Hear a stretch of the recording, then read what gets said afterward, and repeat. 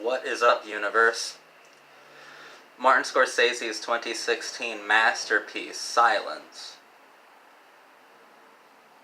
is a film about how there's a certain kind of vanity that goes with faith.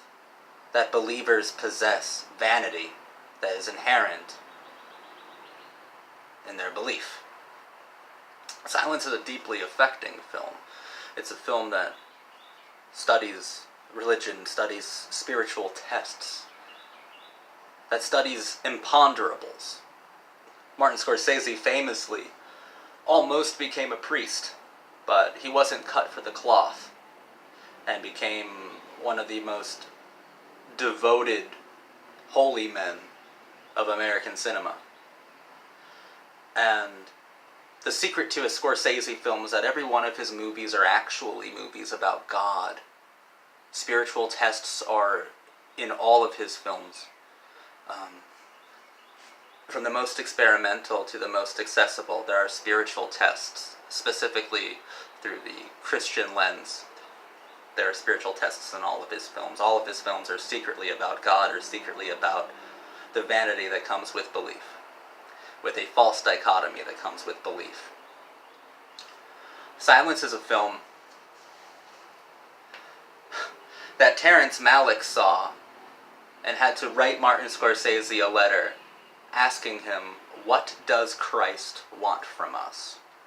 I'm Jewish, but I believe I have a reasonably good understanding of Christian dogma, of Christian faith, of the missionary ethos that Christianity exudes.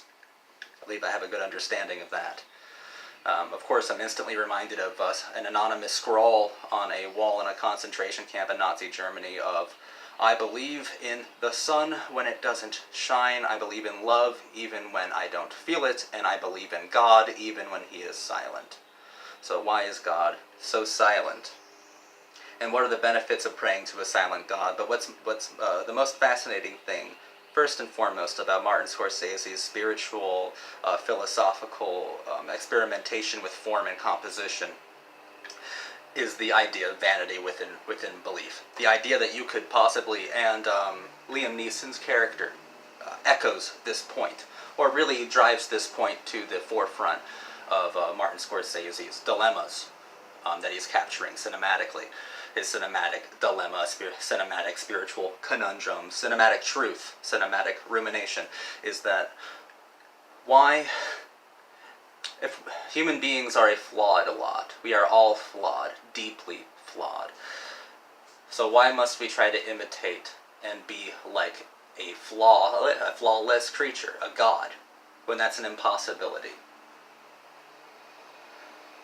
Jesus went through so much on the cross. Christ went through so much torment, torture, agony, and humiliation, and ultimately a slow death on the cross. Therefore, we as people, that's enough for us, and we should be able to experience the same amount of torment, but Christ is not the same sort of creature as you. We didn't experience pain the same way that you did. He was a God, the Son of one. So what on earth makes you think that you are on the same level as Christ? What on earth makes Christians believe they are on the same level as Christ? And I believe it goes deeper, but I do believe that Martin Scorsese was very specifically speaking to Christian woes, speaking to Christian philosophical problems and dilemmas. But I do believe it stretches across to like Judaism, which is what I'm a part of, and definitely speaks to atheism as well. What makes you think that you can evoke a god when you are anything but? When Andrew Garfield's character, when Rodriguez finally apostatizes, and he finally steps on that plate of the image of the Christ, you hear a rooster in the background, and it's a very beautiful image. And Martin Scorsese, is one of the only times in the film he uses his trademarks, and it's the trademark of slow-mo. And what he typically uses slow motion for in films like Goodfellas, Taxi Driver, Casino, The Aviator, Raging Bull, is to show you how impermanent everything is. He counterintuitively uses slow motion to show you how fleeting the present is. And if you transfer that language over to silence, it's such a fast moment, but he slows it down so that you see every muscle in Rodriguez's leg, every facial tick, everything that happens, the sand pumping up on the ground, every single thing is slowed down so that you can witness all of it in its totality. But it gives you a rooster crow in the background, and you have to think of denying Christ 3 times, right? You have to think of Peter. You have to think of denying Christ 3 times. And I think that's very telling of Scorsese's position when it comes to this spiritual dilemma of what does Christ want from us? Is there a Christ? So he frames that biblically. He frames that as something foretold, as something predestined, as something biblical, as something known.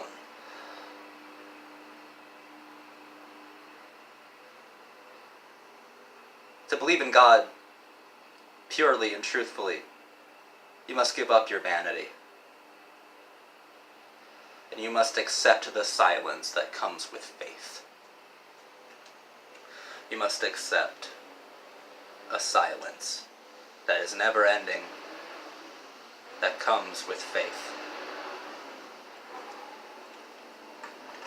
You must learn to live through the silence.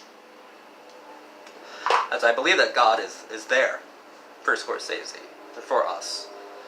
I believe God is there, but God is incredibly silent. This film, Scorsese described it as a pilgrimage. It took him a very long time to make. This is definitely one of his masterpieces. It's one of his best films, one of his most deeply affecting ones, one of his most unforgettable and visceral ones, and also you can tell it means so much to him because, as I said, he used a trademark during the scene where Rodriguez finally forsakes his God. But up until that point, there's not a whole lot of Scorsese trademark in there. There's not a whole lot of his grammar, the grammar that he's spent decades building, the grammar that has come to define American film, or at least a very large part of it. It's largely characteristic of what American film has become. He forsakes that language to tell you something pure. He forsakes his own ego in this film, and I think that's phenomenal. You can hardly tell that it's a Scorsese film because he's deeply meditative. He's deeply ruminative. This film is almost too raw, too affecting, too imponderable. It's almost too much. It's beautiful, it's flawless, it's wonderful, it's hurtful. But I think that Scorsese sees it as deeply optimistic. Because I do come away from this film believing in a silent God. I do come away from this film, and it doesn't necessarily have to be silent, the vanity is getting into the way. The missionary spirit of Christianity is a vain one. That there is a God. In fact, Scorsese made something almost ineffable. Something that is indescribable. Something that I'm having a difficult time articulating to you because I can feel it on a deeply spiritual level, and when it comes to actually vocalizing what I feel so tenderly and so absolutely, I'm losing my words. But I'm not losing my faith. In fact, the faith is growing. This is such a powerful film when it comes to building belief, but chipping away at the vanity that comes with being a believer. The world is unfair, and all gods are silent. Martin Scorsese is my favorite director of all time. This is possibly his most challenging film, this and Raging Bull. But while I can tell you exactly, precisely, almost surgically, why Raging Bull is so brilliant, I could wax poetic on that specific 1980 gem for hours on end. Silence. I feel like if I went on and on and on about it in some sort of very precise analysis, I would be missing the point of Scorsese's work. I would be missing the point of the film entirely. Silence is a film that is supposed to leave you in silence. in equal amounts and equal proportions of despair and optimism, but complete understanding. I believe that Martin Scorsese wanted you to be silent after watching it. I believe he wanted you to ruminate. I believe he wanted you to meditate. I believe that how Martin Scorsese would personalize some of his more accessible or more studio-made films, he would personalize them by adding in spiritual tests, certain biblical tests even, to these characters involved.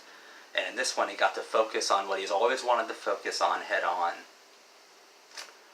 And the only proper analytical response to have is one of speechlessness and intense introspection. It would be an inauthentic review if I were to ramble more. All I can say is that silence has proven to me that God exists, not even when he's silent, but especially when he's silent. In fact, that's the only time you can be sure that there is a Christ.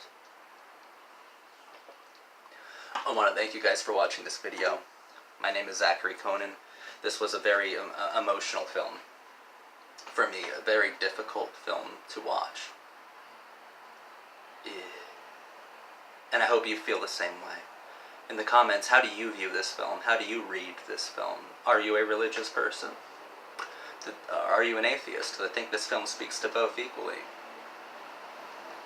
Subscribe to the channel if you haven't yet already. Like the video. Share it around.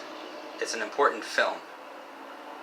It's one of the most important films made in the last 10 years, if not the most important one. Have a good day.